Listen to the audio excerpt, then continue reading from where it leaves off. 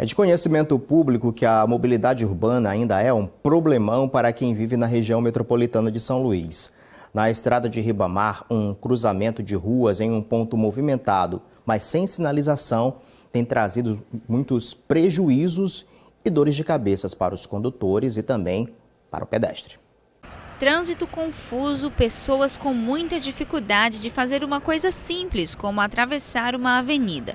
Na MA 201, próximo a esse shopping em São José de Ribamar, essa ação é considerada de risco, já que não há faixas de pedestre e os semáforos não funcionam nesse trecho. Outro problema é que as vans que fazem o transporte intermunicipal não têm ponto fixo de parada. Cenas como essas são comuns. A van para em qualquer lugar para a entrada de passageiros e o trânsito fica mais desorganizado ainda. Em outro ponto, próximo a onde funcionava uma fábrica, numa região com muitos condomínios residenciais, a situação é bem parecida. Quem usa o transporte coletivo até tem um ponto para descer, mas depois não sabe quando vai conseguir atravessar. A falta de sinalização é mesmo o problema aqui na MA 201. Se aquele semáforo, por exemplo, estivesse funcionando e aqui existisse uma faixa de pedestres, já facilitaria para quem precisa passar por aqui todos os dias. É o caso da Andréia. Ela enfrenta esse perigo todos os dias sozinha e também com os filhos que precisam atravessar para chegar à escola. Para passar aqui todo dia é uma complicação. A gente tem que ficar acenando, pedindo para eles pararem para poder atravessar. Mas você sabe, né, que nem sempre eles param. Enquanto tem um que para, o próximo do lado não para. Aqui seria ótimo se tivesse uma faixa de pedestre. Em nota, a Secretaria de Estado da Infraestrutura disse que está em andamento a construção de um corredor de ligação que vai melhorar o tráfego nas rodovias MA 201 e 202. A Secretaria também disse que vai reforçar a sinalização horizontal e vertical no local. Nesta quinta-feira foi realizada a penúltima sabatina com os candidatos ao Senado. Alexandre Almeida, do PSDB, foi o entrevistado de hoje.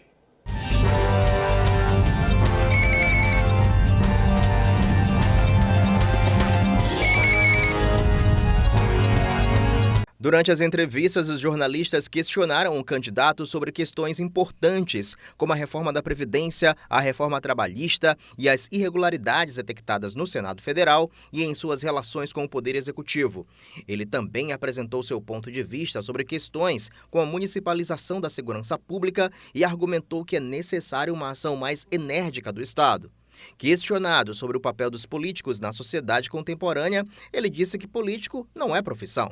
O candidato Alexandre Almeida, do PSDB, explicou o porquê de sua candidatura ao Senado. Aceitei o desafio porque eu entendo que nós precisamos promover verdadeiramente uma renovação no Senado Federal. Por isso, aqui estou como candidato a senador para entregar a você, maranhense, uma candidatura diferente de tudo que aí está. Uma candidatura diferente e que você possa, de fato, então, dentre os 2 votos que você vai ter nessa eleição para o Senado Federal, poder então escolher um candidato novo, mas sobretudo que representa a nova consciência da nova política brasileira que tanto nós precisamos diante dessa frustração, dessa decepção que a gente tem assistido diariamente com a velha política no Brasil e no Maranhão também não é diferente. As sabatinas vão ser retomadas na próxima segunda-feira, a última sabatina com o candidato Saulo Pinto do PSOL. Lembrando que todas as entrevistas realizadas até aqui estão disponíveis no portal guará.com.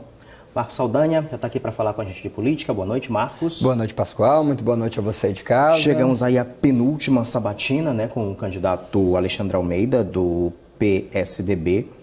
Fez as suas colocações, falou muito sobre a questão da profissionalização da política, né? Um dos comentários que ele fez, político não pode ser profissional. Não é isso que a gente costuma ver muito na política em todo o país, o Maranhão não é diferente, né? Pois é, não falou, além de falar disso, também nós tivemos candidato aqui que falou em acabar com o Senado. Ele não foi tão longe, né? Ele falou em acabar com 1/3 das vagas para o Senado, do qual ele concorre, e da Câmara Federal. Para ele não seriam necessários 3 senadores, muito menos 513 deputados, né?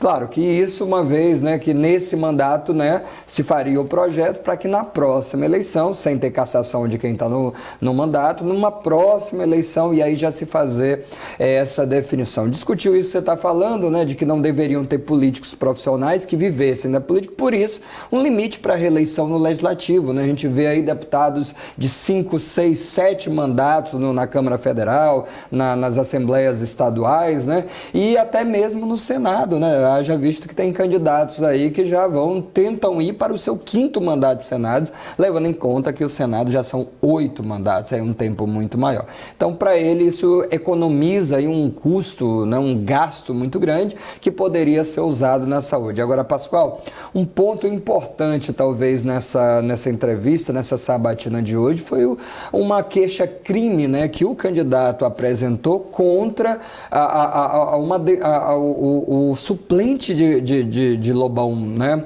Edson Lobão, o Lobão Filho, né, que teria entrado com uma denúncia mesmo no WhatsApp dele, né, por conta de um posicionamento que ele teve, né, do jogo político, críticas que fez, e aí foi ameaçado, literalmente ameaçado mesmo, e ele foi até a Polícia Federal e registrou essa queixa-crime e está aguardando aí da Polícia Federal aí os encaminhamentos para esse procedimento, né? Bora ver o que acontece. Pois é, exatamente. É o tipo de atitude que a gente não deseja, né?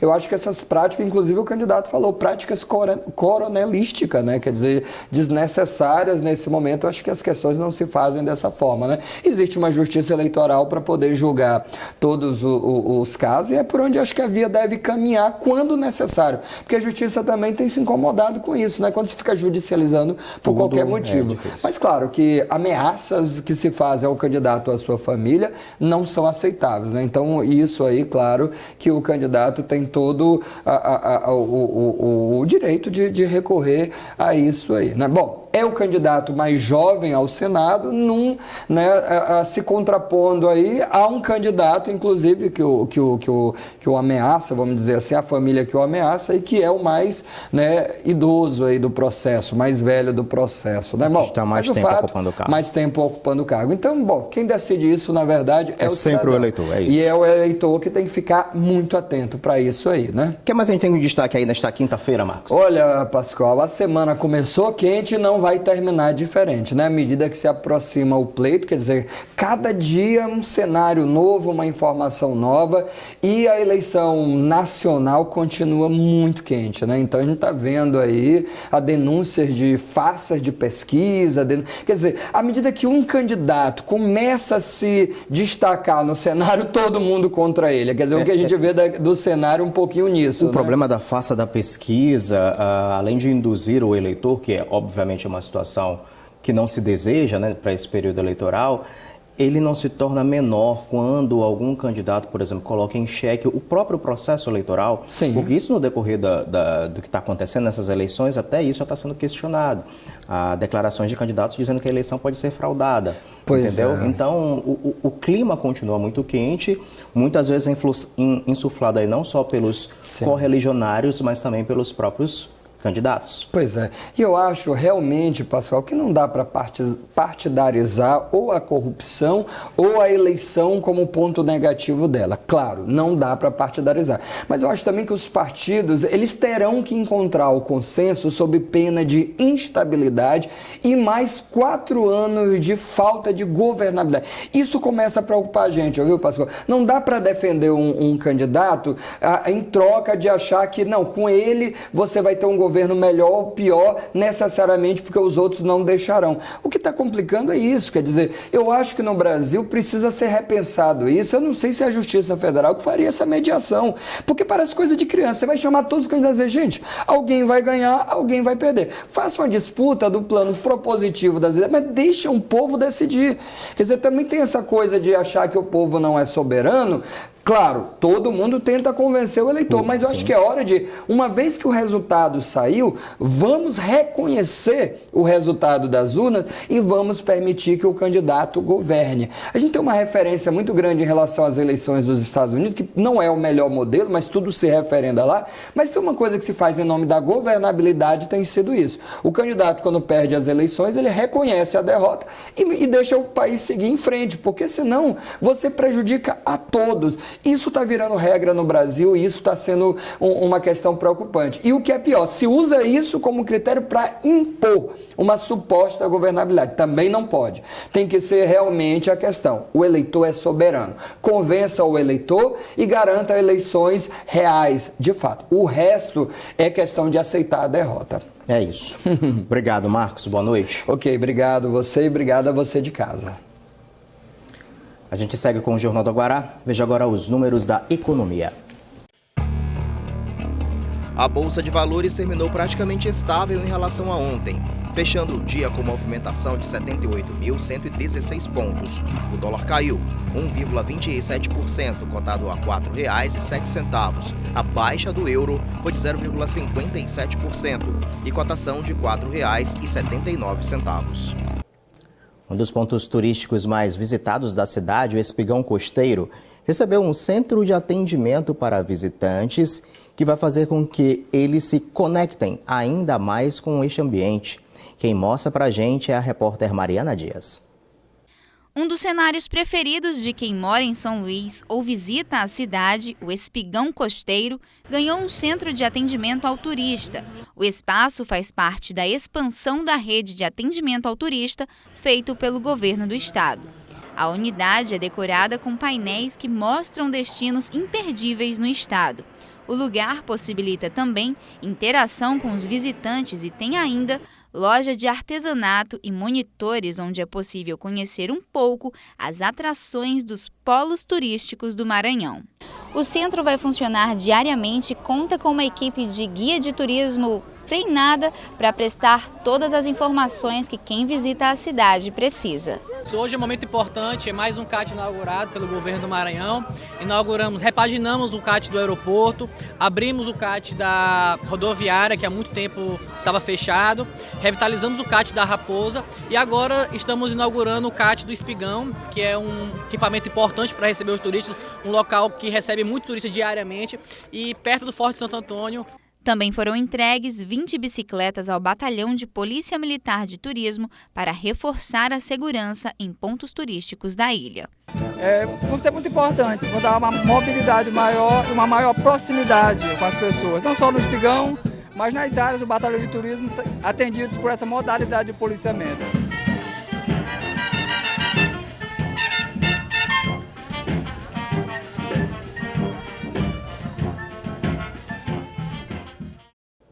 O Jornal do Aguará termina aqui. Outras notícias no portal guará.com.